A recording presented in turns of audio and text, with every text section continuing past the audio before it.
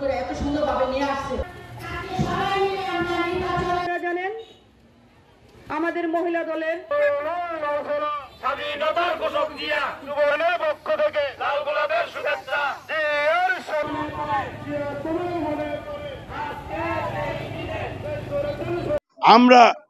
আমরা আন্দোলন সংগ্রামী ছিলাম, এখনো আছি।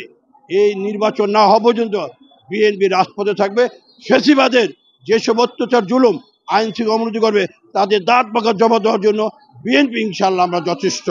আরেকটি কথা আপনি মনে রাখবেন, আগামীতে দুর্গা পূজা শুরু হবে।